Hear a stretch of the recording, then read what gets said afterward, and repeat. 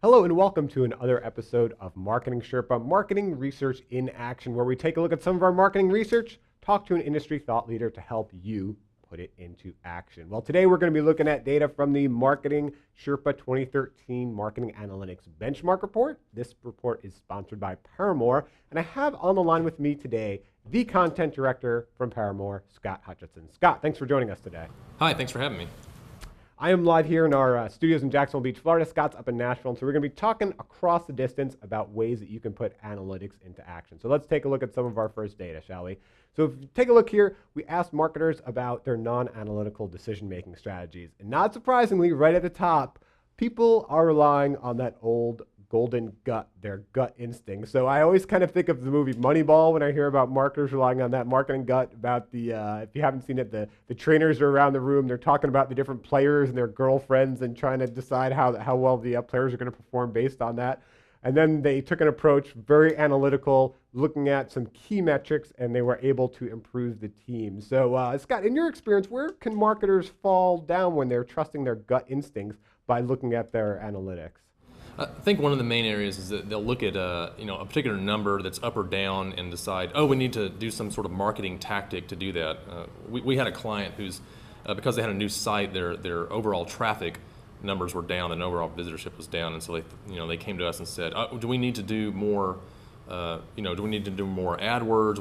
What's the result here? So we said, let us look at your numbers a bit. So when we looked at it, we realized that their direct traffic was actually up. It was their organic traffic that was down, but it wasn't really down because of any lack of marketing, which their gut instinct said spend more on marketing. It was really down because they had a lot of content that was missing on their site. They just hadn't fleshed out, with good keyword-rich content that was relevant to users. And so we said, what you need is content, not to do more marketing behavior. And so I think that was probably a pretty good example. Their gut said, more money into marketing, and we said, no, more effort and money into creating content. Yeah, and that's a great example because the analytics are great in some ways because they give us numbers, they give us surety, but we can also, if we trust our gut, there's some false surety, right, about what the numbers are telling us. It's got like you're talking about. Numbers are up, it's good. Numbers are down, it's bad. But so what are the few tips you might give to marketers about if they just see a number switching one way or another, about how they can dive deeper into their analytics? What are some things they should be looking for, not to just trust those surface level numbers?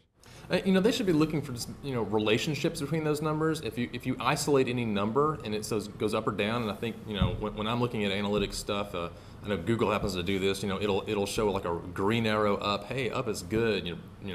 Red arrow down, down's bad. And it's not necessarily, always as cut and dry in that. And I think sometimes you'll look at something like a bounce rate, and someone will say, oh, the bounce rate's up, that's bad. Well, it really depends on, what's the behavior of that page? Is it okay that they're getting the information they want off that page, and it's probably good for your visitors to do that? Sometimes a low bounce rate can be bad.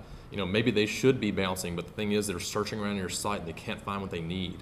So maybe they've got too many page views. We've actually had a client that had that happen before. Their page views went down from, let's say about a little over 6 to down to about 4 something. And they said, oh, is this bad? And we said, no, before your old site was kind of confusing and people had to wander around on it, but your new site, it's easier to get through and we have essentially fewer clicks, and so they're viewing less pages to get what they need, but they're spending more time on the site. So we said, look at this relationship between how long they're spending on your pages. Even though they're viewing less pages, they're spending more time on it, and that's good. And so I think it's really about, when you're looking at those analytics, trying to understand what they mean and kind of thinking, this is like blood pressure. So if your blood pressure's up, is that bad? Well, it is if you're sitting on the couch, but it's not if you just got through running a 5K. Yeah, I love that example. Green is good, red is bad. It reminds me of the NPR show Marketplace, where they either play the happy music if the market is up, or the sad music if the market is down. When there's so many more factors. You can't invest just based on the market being up or being down. There's so many micro factors you really have to look at, much like your analytics. Yeah, a lot of people happy when the market goes down because then it's a good time to grab some stock, and so. It's a good time to buy. Yeah, it's that intelligence behind the numbers, not just the numbers themselves. It Right. doesn't really reside in your gut. I think it resides in your brain. Let's look at some little more data here. We asked marketers what content marketing metrics they're tracking. ROI, very high. Very low at 23%. It's a very high place where you can get some information. You'll know if you're making money off of your marketing. Of course, much more difficult to track. So at the top, we have marketers tracking views, 55%. I'm surprised it's only 55% since views are so easy to track. But since views are so top of the funnel, can you give me some examples of what marketers can do or what they should look at in their views so they can really learn from views? Because as we said, if you just see traffic going up or down to a site, you really might make the wrong decisions off of that. Yeah, views is something that you can really dig into that too. When you look at whatever analytics program you're looking at, is to make sure to not just look at sort of that raw number. We got 300,000 page views or something like that. It's really to kind of go down and really parse it out and say, well, what sections, what subsections, what particular pages, where's that content being consumed on your site?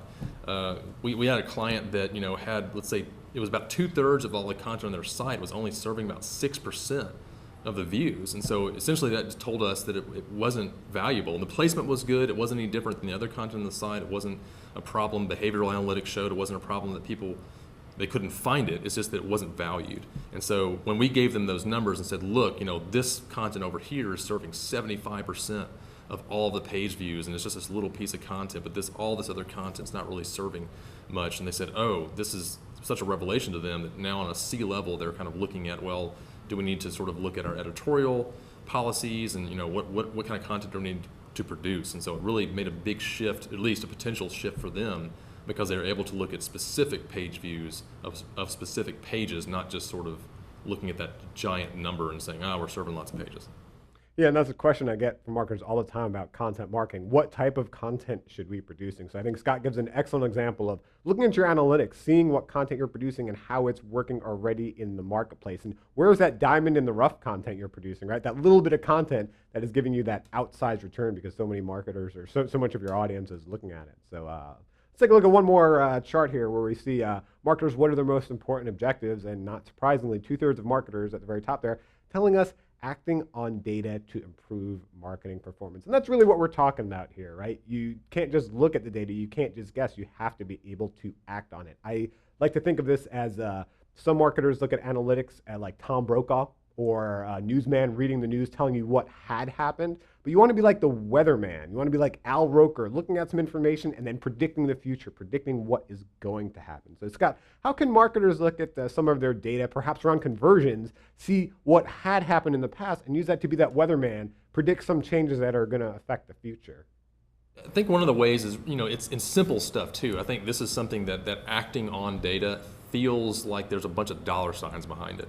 And we found that that's not really always the case. Acting on what you see from data does not mean building a new site. We had a client who had a really key conversion. It was a tourism client, and they noticed that conversion wasn't as high as they wanted it to be. And so we just kind of looked at the placement of this particular call to action on their homepage. And so we changed the placement, and then we noticed that conversion led to a particular form field, and they had a lot of required fields on it. So we said, you know what? I think you just need to make a lot of these text fields not required. We think this alone is going to change things, and so that acting on that data about finding out from this behavioral analytics that people were dropping off from the form here, they just changed those two things, which from an expense standpoint and time standpoint were really pretty easy, but it made like a 20% lift in that conversion. And so that was a big deal to them because they know how much money from each conversion they get because it's really critical. And so just very little money and time spent to make those changes for a really big return. Yeah, sometimes all it takes is a few tweaks. You just have to look at those analytics and find out where you need to do that tweaking. So, well, this data today was from the Marketing Sherpa 2013 Marketing Analytics Benchmark Report, sponsored by Paramore. Thank you, Scott from Paramore, for joining us today. My pleasure. And thank you for viewing. You can find out much more marketing research along with case studies at marketingsherpa.com. Thank you.